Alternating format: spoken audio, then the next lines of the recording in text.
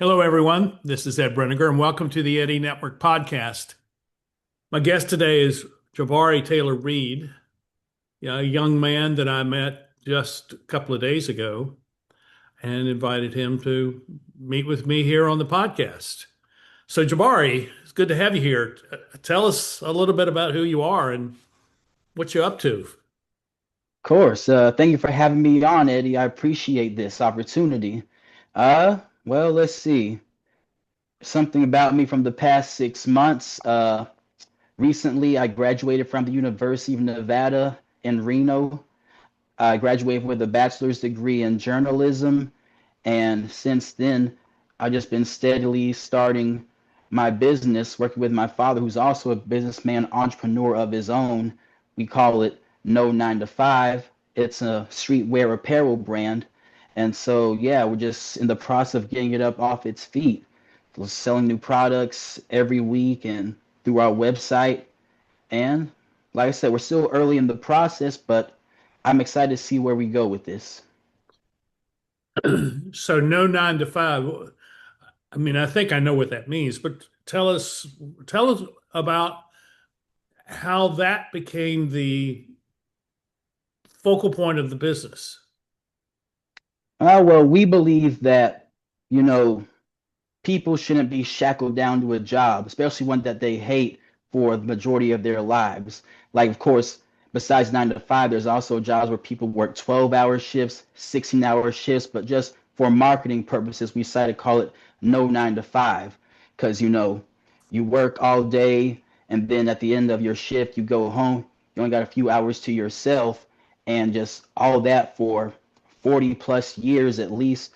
We just we think that there's a better way to live, and our clothing line, it reflects that attitude, that mindset. We also look at it as, you know, no 9 to 5 is going to look after you after you're old and retired and need some help. No 9 to 5 is no 9 to 5 job is your family. You know, no 9 to 5 is just always going to help you up when you need it. Mindset like that. I get it. So, could you apply that while you were in school? Kind of, yeah, cause yeah, my college story, it wasn't a typical college story. Like when I was at the University of Nevada in Reno, it was like if I wasn't at work, I was in class. If I wasn't in class, I was at work. You know how the media typically portrays college as this big 4-year party. Well, yeah, that wasn't me. Of course, we go there to get an education, but you still ought to have some fun, We are humans, we're not machines. What kind of work were you doing while you were in school?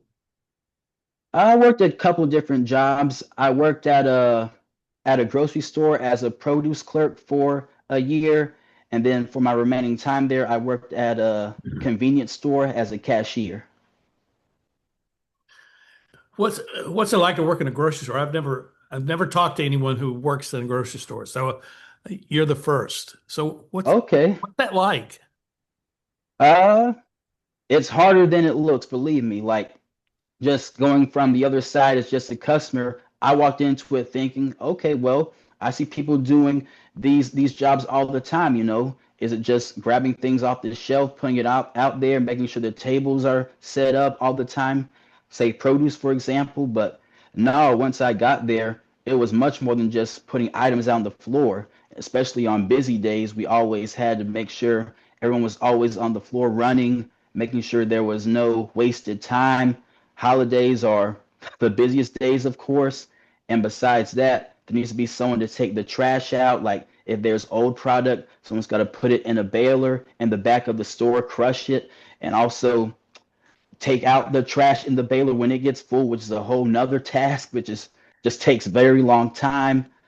What else? It's a lot of work. Oh, yeah. And if you get product that's delayed or just doesn't show up at all, you've got to deal with angry customers who are upset that whatever they're looking for is not in the store. So yeah, working that job as a produce clerk, it definitely gave me more respect for grocery workers. Um, where were you before you were at University of Nevada, Reno? Where did Before that, I was at Forsyth Technical Community College here in Winston-Salem, North Carolina. I did 2 years there, and I graduated with an associate's degree in audio and video production. And before that, I was also at two other schools. It was Wingate University near Charlotte, North Carolina, and University of North Carolina in Greensboro. But I left those schools because for personal reasons like family situations happen, either death in the family or in the case of UNCG, I had to leave because I got hit by a car crossing the street one night and it broke my leg and I had to go to physical therapy and relearn how to walk for a few months. goodness? Were you going to do journalism if you stayed at those two schools? Uh, I wasn't sure what path I was going to go down. Like at those schools, my very first major was psychology, and then after taking those classes for a semester, I was like, you know what, this is not for me. So now I changed my major to communications, which is what I studied at UNC Greensboro for my time there. And eventually, once I returned to school after going to therapy, physical therapy, that's when I pivoted to journalism because writing has always been one of my strong suits. Like even when I was young, like not creative writing, but just like having a natural knack for spelling and grammar, punctuation. It's always come easy to me. I haven't had to use a spell check or anything like that. Do they see journalism as a subset of communications? Is that the way they look at it in college today? Yeah, like they're all under the same umbrella. Like it depends on the school you go to. Some schools have journalism as part of the communications program, while others have communications and journalism as separate programs. But either way, they teach you the same skill set pretty much. I see. That's interesting. So, what was the first indication that you were thinking about no 9 to 5? Uh, What was that? What was the thing that started you down that path? Oh, well, really, my dad, like, he was the foundation for it because he's always been an entrepreneur. And after speaking to him about it, I was like, I want to jump on board with this too. Let's work on this together. And after a while working on, after a few months, he decided to give me the reins to it. But yeah, as terms of an origin for it, uh, my dad himself, he just didn't like the typical having a boss tell him what to do. Like basically control his time. And as I grew up, he passed that mindset on to me, being like, okay, well, make sure your money's in order, make smart investments, make sure, when it comes to finances, you won't be tied to a job you don't like and basically have FU money. So, So, what has your dad done with in his career? uh, he's a real estate appraiser and investor, and also does a lot of like jobs on the side to make extra money. And that's what he's been doing as a career, real estate for the past 30 plus years, even before I was born. And what about your mom? I know she's worked. Yes.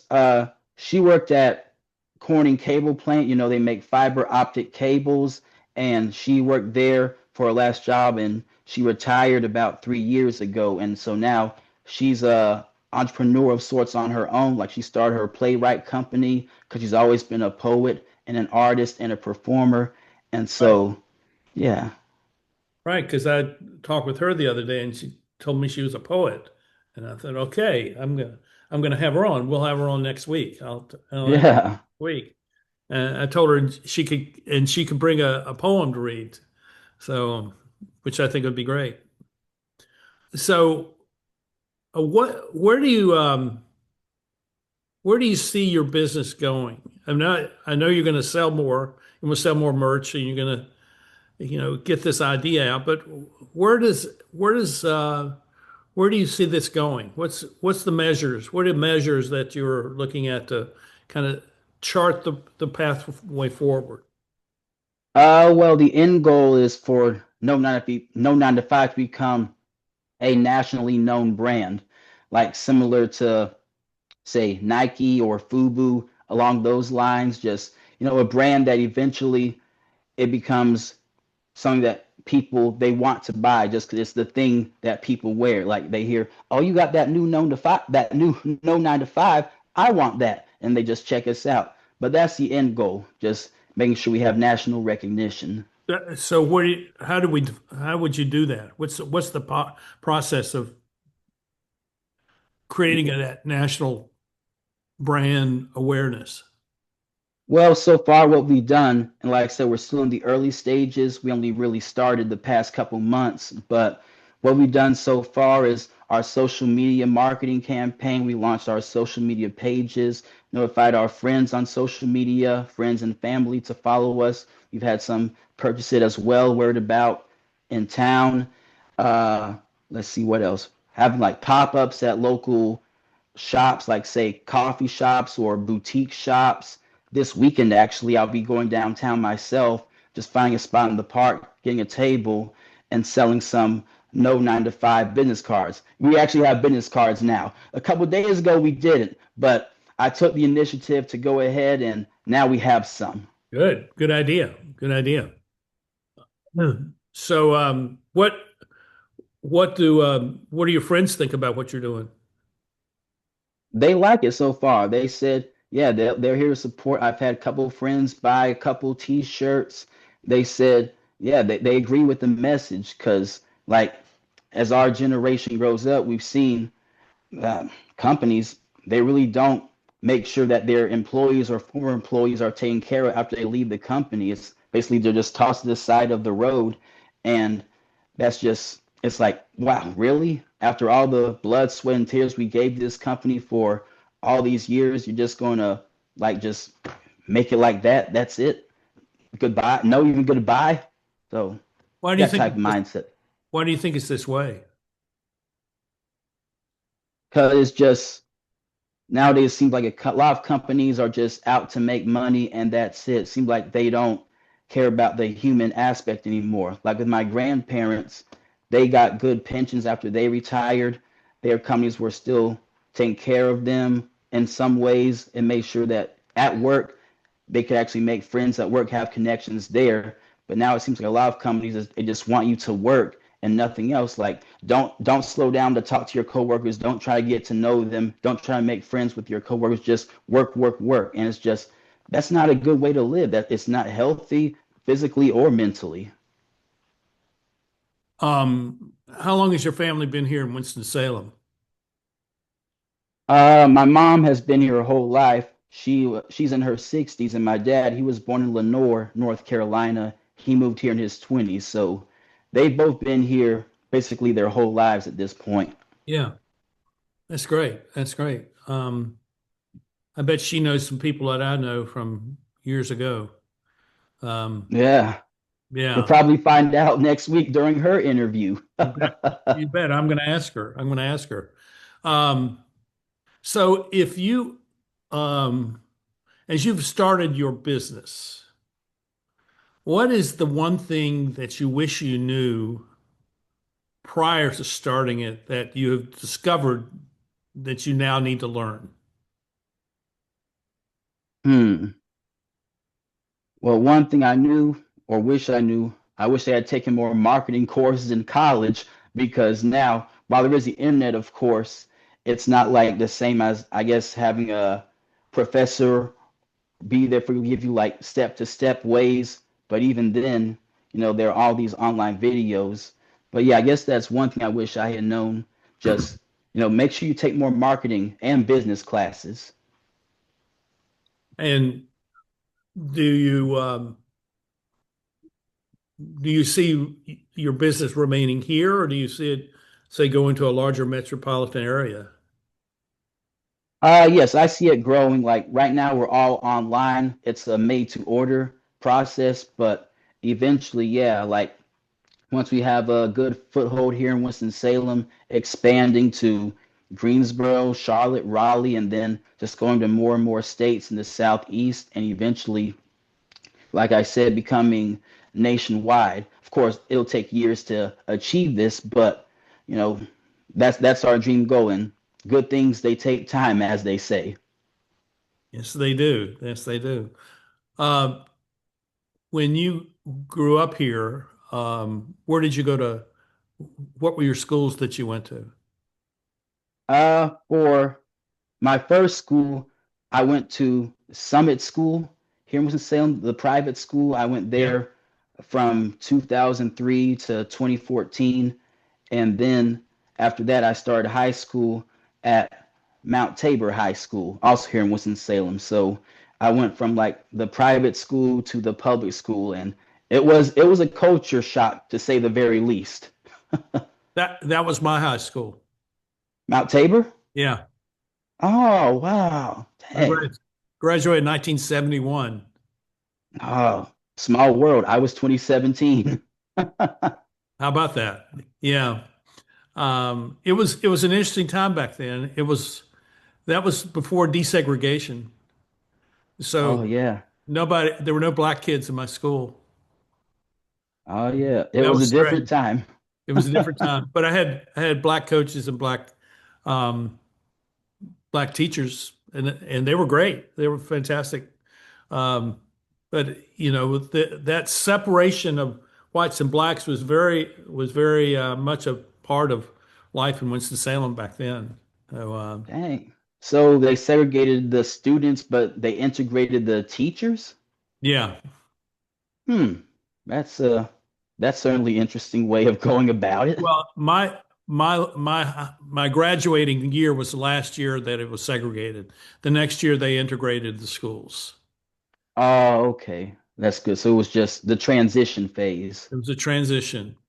Yeah, Okay. it was very interesting. Um, do you I mean, if you don't have to answer this question unless you want to. How do you view race in America, and particularly in business today? What do you have a sense of what's going on, or is it? I'm just curious as to how you understand that. Yeah, I personally believe that anyone can succeed if they try hard enough.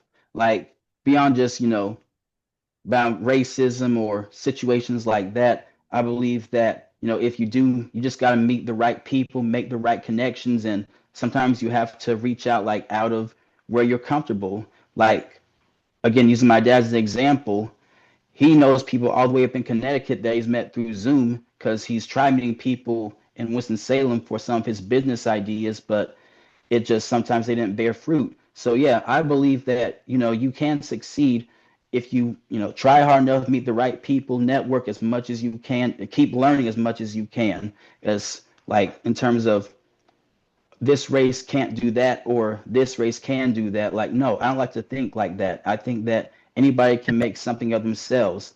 They just got to be in the right situation, which you cannot control all the time, but just got to keep trying. That's what I think. Well, you adapt to the circumstances that are presented to you, um, Yeah. and I think that's the challenge we all face. And it's just not a racial thing. It's not just whether you're black or white that you have to adapt. It's a whole lot of other things. If you're you grew up in Germany and now you live in America, maybe that's a handicap, or maybe that's an opportunity. I don't, it depends on the situation. But Hmm. I think the challenge is not the social things that are there, but rather how do I adapt to the circumstances as they are presented to me in front of me. And um, that's what I find very um, true and also very challenging at the same time. Yeah. Just adapting, like you said, adapting to the situations when it's hard, reflecting, okay, this plan didn't work out here, but I learned this, I learned that. How can I implement that? So yeah, it's all a process. Just because life, it's not just a straight line of do this, do that, boom, you're an overnight success. Like, no, you have ups, downs, lefts, rights, whatever. But as long as you adapt and just, stay strong mentally and keep a positive mindset, you will get somewhere. That is true. So, other than your business, what do you do for? recreation or entertainment, or do you have other things you do that are part of your life? Oh yeah, like sometimes I like hang out with friends, like either hiking, grabbing a beer at a bar or stuff, or just seeing movies, whatever. And also sometimes I like just staying in, watching YouTube or Netflix, listening to music. It just depends on the day. But yeah, like as long as I stay in touch with my friends and we go out from time to time, or as long as I have time, just decompress from work and everything and just feel like, okay, I'm relaxed now. It's all good. That's also really important to me, just having moments of fun and relaxation. Are your high school friends still here? Uh, well, there's one I still talk to. Yeah, most of them, they've either both them and college friends have gone on to different things. Like some have moved to other states, some have started families, and those, yeah, it's hard to stay in touch with because they've been a whole different phase of life now. But the ones that are still somewhat in the same phase of life as me, whether it's just working or just, trying to build yourself up, haven't started families yet, those are the ones that I still stay in contact with. So if a high school sophomore, so probably a 15-year-old, came up to you and saw that they came up to your pop-up shop, out in a park somewhere, and they ask, well, how did you start this? How do I start a business like you started a business? What would you tell that kid about what you did? Well, the first thing I would say is read some books because that's where I started first. Like reading books by businessmen, like I'm currently reading a book from, what's his name? I just started this book. Give me 1 second. The Brand Within by Damon John of Shark Take. Yeah. Started reading his book, and so business books from other entrepreneurs. Like I read recently uh, a book from Mark Manson, like about making sure, don't overthink, just go for things. Because if you over plan, try to plan things out to just every minute detail, eventually you're not going to do anything because you've got all these different scenarios in your brain, but you haven't acted, and now you feel like it's too late. So, yeah, that's what I would tell the young children, the young high schoolers. Just read a book by an entrepreneur that you're a fan of, and just whatever your business idea is, think of ways to start it, go for it. And then once you're 18 or 21 or however old you want to be when you finally want to enact it, or even younger than that, just, find out who to talk to in your town, whether it's your parents or just friends, parents, friends, people in town that your parents may know. Just read and speak to people. So how old are you now? I am 27. You're 27. So that makes you Gen Z, is that right? Yes, I'm at the cutoff Gen Z. Like if I was born a couple years earlier, I'd be a millennial. So, but yeah, I'm Gen Z. And what do you think of the world's attitudes towards Gen Z? Uh, I don't think too much of it. I think it's just the same way how the world views every up and coming generation. Like before mine, it was like, oh, millennials are doing this, millennials are ruining the world because of this and that. So I think it's just every young generation goes through this because, uh, you know, the old guard, so to speak, they don't understand them or think, well, why would they do this? But, the world changes all the time, standards change. So do you feel like there are expectations placed on you that have never been fully uh, described to you, or that they raise questions that don't seem to have any answers? I mean, do you feel like and it may be that it's your age and not your generation, but it's your age that these expectations are for you to be a certain way, and but you don't even know what that means because it's never actually expressed to you as to what that way is. Do you ever feel like that? Yeah, sometimes, like as an example, like older people from older generations, they're often like, oh, when I was your age, I had a house or I had kids or this and that. But I'm like, well, first of all, those aren't my like immediate life goals. Like it's like having kids. No, I'm trying to like build something first. Kids can come later. But so that's a previous expectation. Like by the time you're, I guess, 25, for example, have a home, have a wife and kids, have this everything set up. But it's like, no, there's no, at least to me, there's no rush to settle down like that. Like it'll come, it'll come. So it's just, yeah, all these old societal expectations, some of them don't always work in modern times. One of the expectations that I've heard from people, I'm particularly interested in having this conversation with people, is that they expect you all, your age group, your generation, to already know how to work, how to do things. And I had a conversation with a woman who had a restaurant, and she closed her restaurant after 30 years because she couldn't get people to work there who understood what it meant to be a server or a dishwasher or something like that. And she said, I just can't deal with people who don't know what to do. And I asked her, I said, so who is responsible for training these young people in these jobs? She says, I don't know, but they certainly don't have they certainly haven't been trained. And and what I saw there was this disconnect between the expectations for you to perform at a certain way and actually how do we develop you and bring you to a point where you're prepared to go take these jobs, whatever those jobs may be. Uh, Yeah, I understand. Like, I, for me, since I have unique experience of both community college and university, I have a story to tell. So, at Forsyth Tech, as part of the audio video production program, they kind of taught us like from day one how to edit audio, how to edit video, how to work with camera, and eventually we did a had a semester where we had to do news interviews every week. And so we had a guy who had just recently graduated from another university come in as a guest speaker who works at a local news station, right?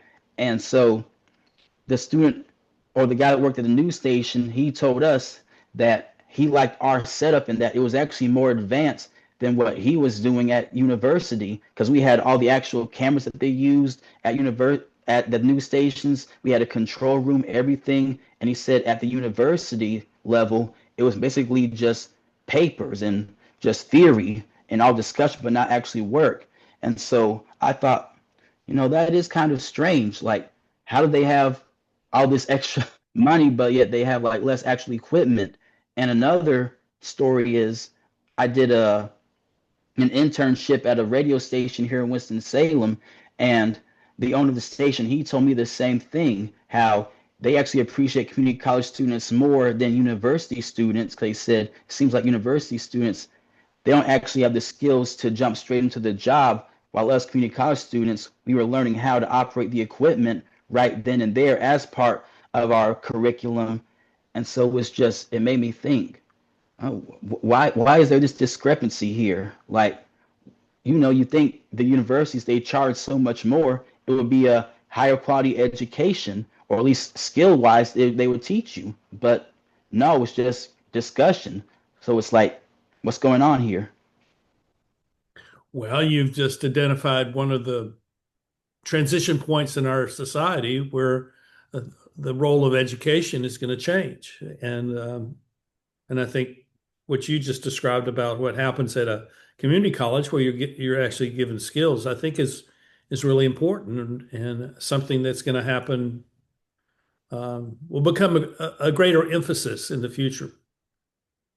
Oh yeah, definitely, because people are starting to realize like all these time spent in universities, all this money spent in, and for what? Like him getting an entry level job, and then there are people who got a degree that's, seen as less than in society. They're already working the jobs. Because my friends from community college, they all work at WXII now in different various positions.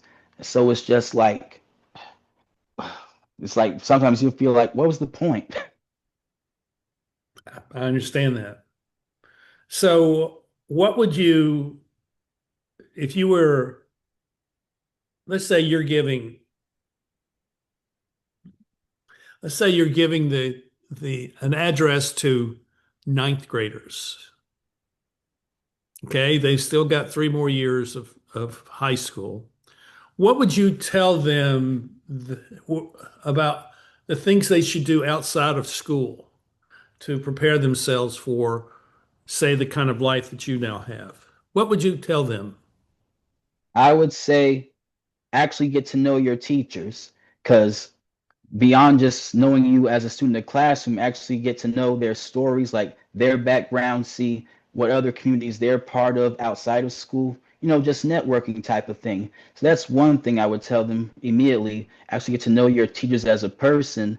And when the recruiters from colleges come to the high school, don't just immediately think, oh, well, this is the path to success. This is the one path because there's multiple ways like community college, as we've discussed. There's also trade schools, and I would also say, take a gap year after you graduate high school. Don't just immediately jump into the whole, okay, I'm out of the house, I'm done with high school, time to start college, time to start partying. Like, no, like just wait at least 1 year, figure out actually what it is you want to do, and if you actually want to study that for 4 years, and just yeah, see how you do from there. But that would be my advice. Just network with the teachers, the counselors, and don't just think university is the only way to do something or the only path to go down after you graduate high school.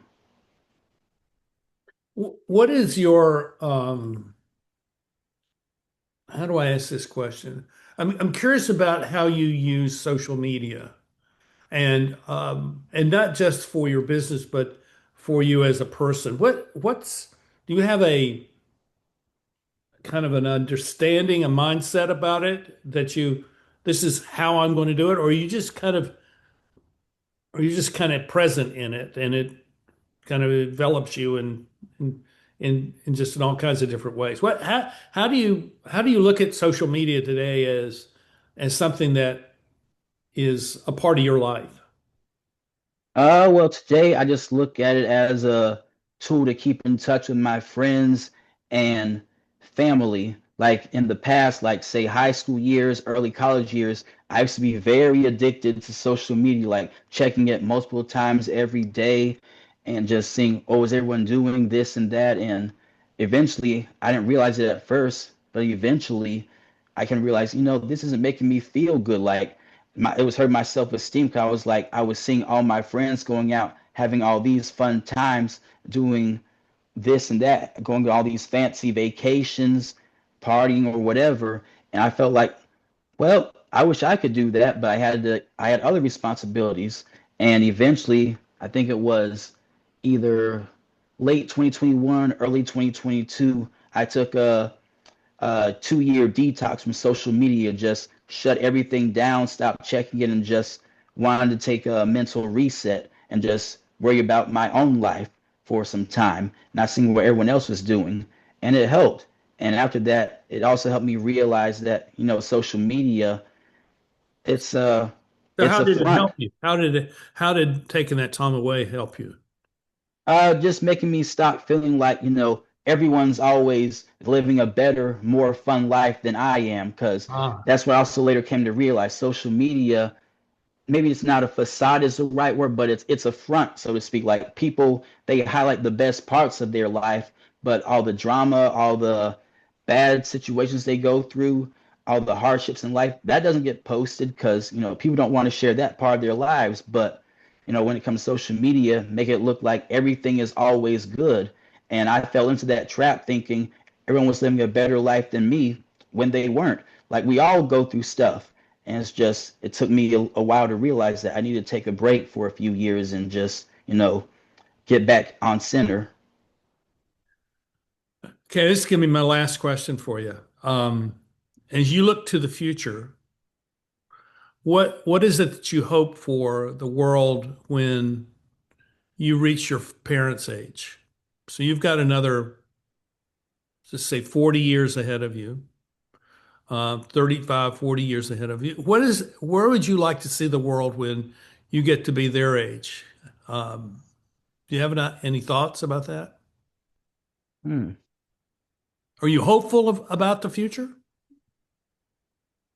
I am like, say, for example, one thing, because I really thought about this before. I hope environmentally, as one thing, the world is better. Like we get more solar powered things, electric vehicles, they take hold more and just have a cleaner world to live in and have for future generations. Because, global warming and everything like that, it's just it's kind of scary. And so that's one thing I would say that we should be working on now. Reduce. That's sort of also what No 9 to 5 is about because we don't have a warehouse. Like all our clothing is made to order. So once people order, then we start making stuff because we're about sustainability. And so that's just one way I want to carry that vision into the future. Doing our part to make sure the world is clean. That's good. That's good. Well, I'm glad to know you, and Yes, this I was wish you nice, well. Ed. I wish you Thank you. well. And send me stuff to put in the show notes. And well, the way people can connect to you, and Okay.